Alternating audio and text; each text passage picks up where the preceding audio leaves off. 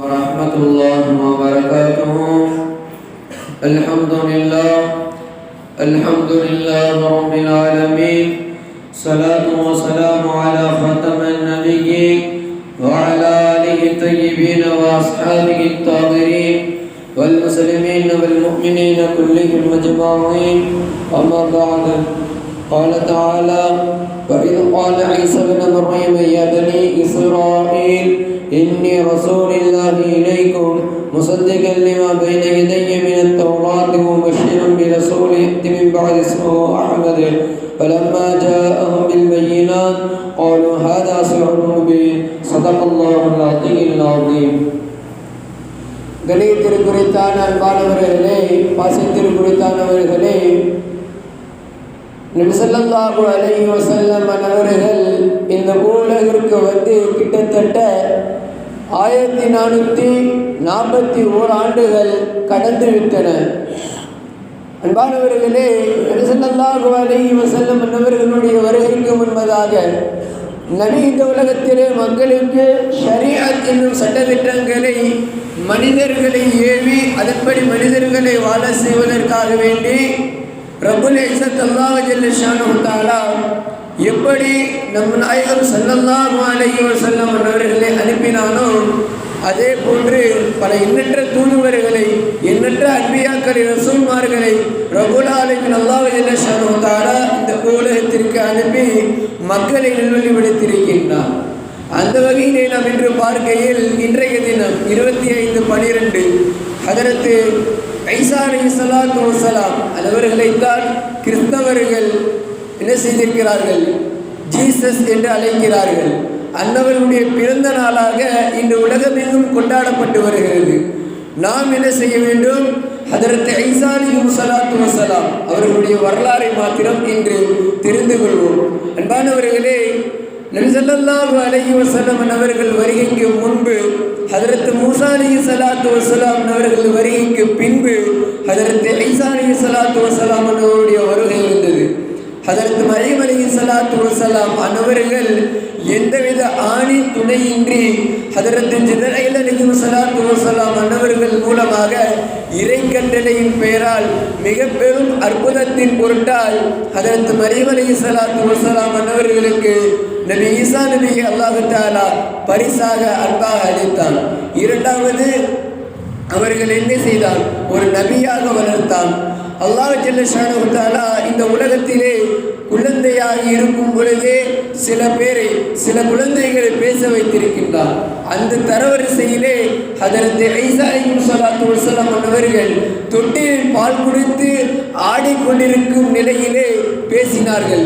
காரணம், ஹதரத் மரியம் அலைஹிஸ்ஸலாத்து வஸ்ஸலாமின் மீது அவதூறு கூறினார்கள்.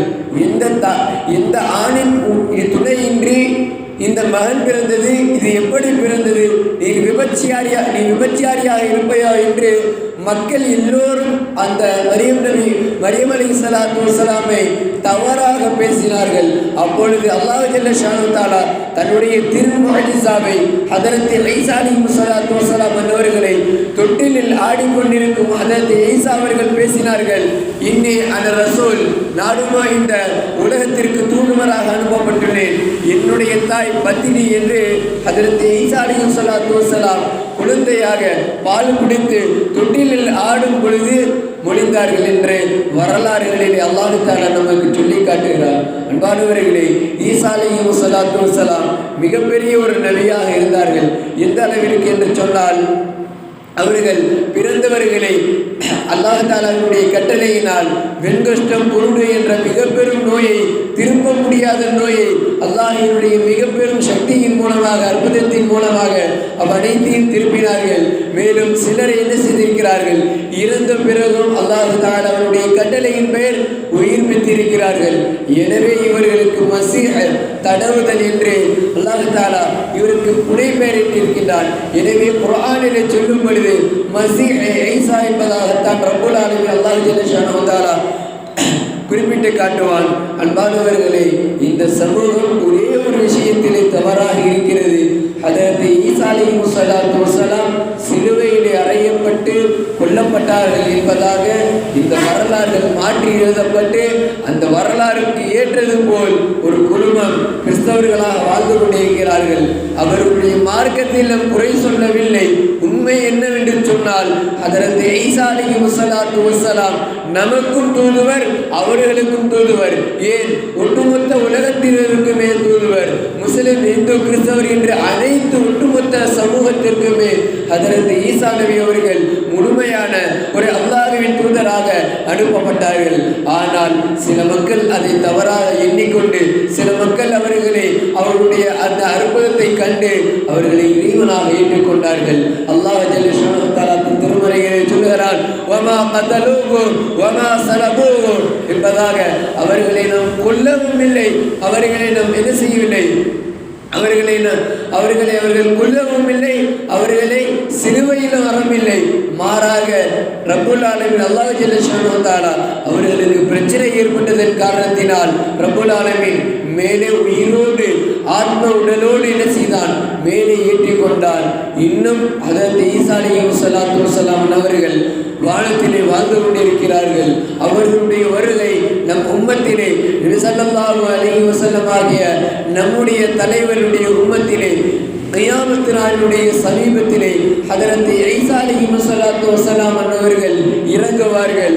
இறங்கி உம்மத்தே முஹம்மதியா, முஹம்மது நபியை நபியாக கொண்டு வாழ்வார்கள். சாதாரண மனிதரை போன்று பின்பு வாழ்ந்து 40 ஆண்டு காலம் வாழ்ந்ததற்கு பிறகு நபியினுடைய அந்த உம்மத்தின் கீழ் மரணிப்பார்கள். மேலும் வந்து அவர்கள் பல நல்ல காரியங்களை செய்வார்கள். உலகம் முழுவதும் அல்லாஹ் தஆலாவுடைய பெயரால் சீர்திருத்தம் செய்வார்கள் என்று அல்லாஹ் ஜல்ல ஷானஹு வ தஆலா நம் அனைவருக்கும் அல்லாஹ் தஆலாவும் அவருடைய தூதுவரும் திருமறையின் மூலமாக ஹதீஸின் வாயிலாக நம் அனைவருக்கும் தெரிவித்திருக்கிறார்கள். அன்பிற்குரித்தான் அல்லாஹ்வின் நல்லடியார்களே, நாம் எல்லாம் ஒரே உம்மத்தை சார்ந்தவர்கள் என்றாலும் நம்முடைய நபி ஹதரத் ஈசா அலைஹிஸ்ஸலாத்து வஸ்ஸலாம் அவர்களை அவ்வப்பொழுது நாமும் நினைவு கூற வேண்டும்.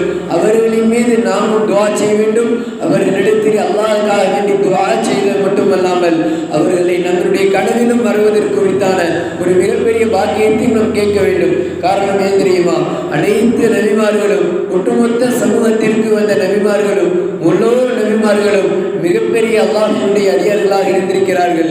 அவர்களுடைய தொடர்பிலே நாமும் இருந்தோம் என்று சொன்னால் ரப்புல் ஆலமீன் அன்னவர்களோடு சுனத்திற்கு தகுதியானவர்களாக நபீம் அல்லாஹ் தஆலா ஆக்குவான் என்பதிலே எவ்வித சந்தேகமில்லை. எனவே ஹதரத் ஈசா அலைஹிஸ்ஸலாத்து வஸ்ஸலாம் எந்த அளவிற்கு தன்னுடைய சாலிஹான அமல்களை இந்த உலகத்திலே செய்தார்களோ, எந்த அளவிற்கு அல்லாஹ்வின் மீது ஈமானோடு தொழுது வணங்கி இபாதத்துகள் செய்து இந்த உலகிலே வாழ்ந்து காட்டினார்களோ, அதே போன்று நம் அனைவர்களும் அல்லாஹ் தஆலாவிடத்திலே துஆ செய்ய கடமைப்பட்டிருக்கின்றோம். எனவே நபி ஈசா அலைஹிஸ்ஸலாத்து வஸ்ஸலாம் எவ்வாறு வாழ்ந்தார்களோ அவ்வாறு வாழக்கூடிய தௌஃபீகினை நமக்கு தருவானாக. மேலும் நம்முடைய நபி ஸல்லல்லாஹு அலைஹி வஸல்லம் அவர்கள் எப்படி வாழ்ந்தார்கள் அவர்களுடைய வாழ்க்கையை நமக்கு தந்தல் புரிவானாக. மேலும் சுவனத்திற்கு இறை பதத்தோடு செல்லக்கூடிய மிகப்பெரும் ஒரு பாக்கியத்தை நம் அனைவருக்கும் ரப்புல் ஆலமீன் அனைவருக்கும் தருவானாக என்று துஆ செய்வானாக. இதை நிறைவு செய்கின்றேன். அல்ஹம்துலில்லாஹி ரப்பில் ஆலமீன். அஸ்ஸலாமு அலைக்கும் வரஹ்மத்துல்லாஹி வபரகாத்துஹு.